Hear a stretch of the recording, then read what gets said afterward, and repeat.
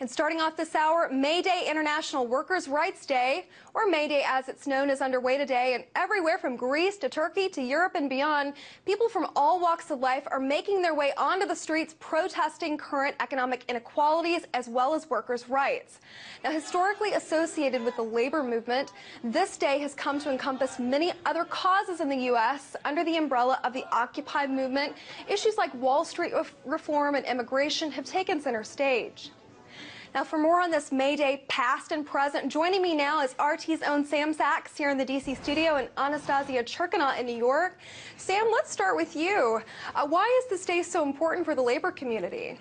Well, I mean, the day goes back pretty long ways. I mean, this goes back to the dark days of the Gilded Age in 1886, when workers were trying to organize for an 8-hour workday, when workers were fighting against automation. We saw automation already taking over the workplace as far back as the late 19th century. So this was the beginning of the labor movement. It all came to a head in 1886 on May 4th in Haymarket Square. There was a peaceful rally going on, some striking workers. That turned violent. A bomb was thrown into the crowd. The police opened fire. Lots of people were killed, and it was actually used by police and by the government to crack down on a lot of extremist organizations, you know, what they referred to as anarchists or far-left socialists. But also the effect of that is it strengthened the labor community as well in response to the kind of this aggression from the police.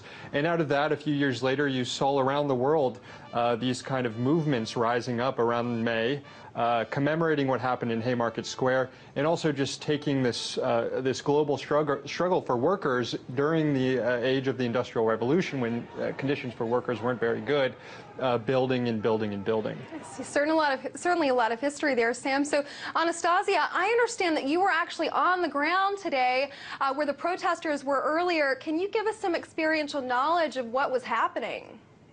Well, Margaret, several actions taking place in New York City today, as well as in other big cities throughout the United States. And what we saw earlier today and are going to continue witnessing throughout the day are protests involving unions where groups are gathering to conduct several actions throughout the city. The numbers are only beginning to kind of increase right now. The day is only getting started this afternoon, really. We did see people marching throughout the city for many blocks, and people were really, chanting and were there out on the streets to voice their discontent with economic inequality, with union busting, with wages, with workers' rights. We talked to some people on the ground, and they were certainly very vocal about why they're out on the streets today. Take a listen. Other people in high places, I'm not in high places. I don't have things that other people have. That's why I am standing here. That's why I'm marching for equality. Equality, fairness for everybody. Fairness. One have one, one have one. It's not supposed to be one have two and the other have one. Equality for everybody. That's why I'm marching right here. I'm here today in May Day because, unfortunately, a lot of companies pay their advertised jobs that pay below minimum wage. And I think that's a big problem. Is this May Day protest, is this just a single day, or could we see this prolonged activity from these groups? Is that to me, Margaret? Yes, yes. Are we going to see this span out?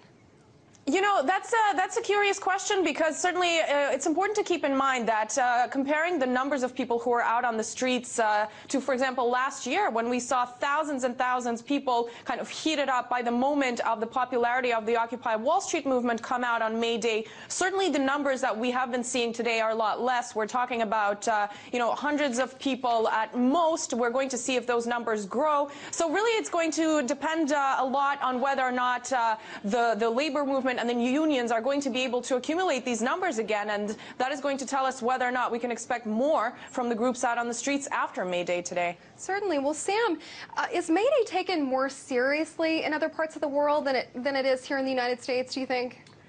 Well, May Day, or what's International Workers' Day as it's referred to, I mean, this is really only this is not really celebrated in the United States. I mean, you see these actions.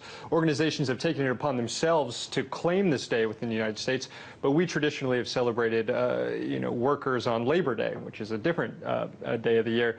That came out of political sensitivities at the time. I think it was President Cleveland was a little bit uncomfortable with commemorating this massacre that happened in Haymarket Square as a day moving forward for workers. So he instead turned it to Labor Day.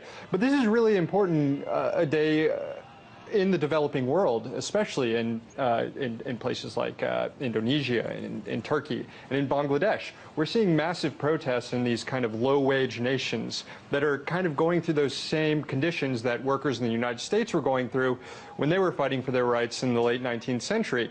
You know, we just had the factory collapse in Bangladesh, killing more than 300 people. So we have workers out there rallying for workplace safety now.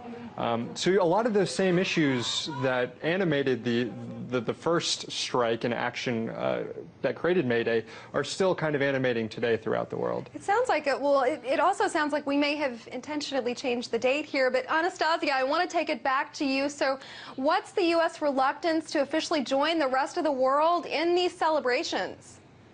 Well, Margaret, you know, I think that depends on the situation surrounding kind of social movements at a specific current time, at a specific year. We just heard, you know, Sam explain that definitely the shift towards workers' rights is definitely has been moved to Labor Day, and certainly that is kind of the day when workers' rights are marked in a sense. But it's important to keep in mind that it really kind of May Day is a great opportunity for people concerned with these issues, with wealth inequality, with workers' rights, with, you know, today we saw students coming out onto the streets concerned with huge student debt in the United States. All of these issues, really, May Day is a great opportunity to come out and voice your concern about them again. So it really depends, you know, for last year, for example, the huge numbers, they were motivated by the Occupy Wall Street movement. This year seems to have dwindled, certainly, and the question is why that is the case. And, you know, we don't know. Do the people need somebody to kind of rally them around? Or, I mean, because certainly these issues have not died in the United States. Yeah, and if I could add on to that, I think Anastasia was right. We saw that kind of uptick in support last year as a result of the Occupy movement. But we've also seen these kind of sporadic labor actions since Occupy. We had the Walmart strike. We've had the longshoremen Walmart strike about safer working conditions and better pay. We had the longshoremen going on strike to go against outsourcing. We just had the fast food workers go on strike demanding better wages. So we've seen kind of a rebirth of labor action going back to the Occupy movement that could be, you know, fueling this for the future. So, Sam, you've given us some examples of how the labor struggle in the U.S. has changed. Can you give me some examples of how it may not have changed, that it's still remaining the same since the first May Day? Yeah, well, you know, the first May Day, they were fighting automation. They were fighting the fact that, you know, they didn't need blacksmiths anymore because they had these mechanized hammers that were molding tools and everything. We're dealing with automation today. If you look over the last 40 years in the workplace, productivity has skyrocketed as a result of machines and automation, whereas worker wages have stayed flat. They haven't increased with their increased productivity. You also have, as a result, you have CEOs making 1,000 times. The ratio from CEO to pay to worker pay is 1,000 times greater today than it was in the 1950s. We need to take it back to Anastasia. We're running out of time here, but Anastasia, can you tell me, so what's happening in today's political and economic climate that's inspiring this May Day, do you think? Well, Margaret, definitely a lot of issues. And again, many of the issues that were brought up by Occupy Wall Street when that movement was kind of at its peak. Certainly people are still talking about the corporate greed, the low wages, the wealth inequality, the 1% versus the 99%, all of these messages we've heard before. We talked to them again today about what they think is the major disconnect between the political and economic realities and the concerns of the people on the street. This is what they told us. 20 years ago, 60% of the people in this country were in unions. Today, it's down to 30%. If we don't get out there and voice our opinion, it'll just keep going further and further down. It's not about what we want today, it's what we want tomorrow and the next day and for my children. It's absolutely about a long-term decline in the power of workers against the corporate. Really, it's a corporate state, right? The state's completely controlled by private capital. So certainly, Margaret and Sam, people are out there, you know, all of these issues remain. They've been around for years. They're still, you know, being addressed by the people coming out onto the streets. Whether or not it's going to take kind of more of a mass movement throughout the day, we're going to have to see when, as the day unravels. I see. Well, we're going to have to leave it there, guys. A lot of information. That was RT correspondent Sam Sachs and Anastasia Churkina.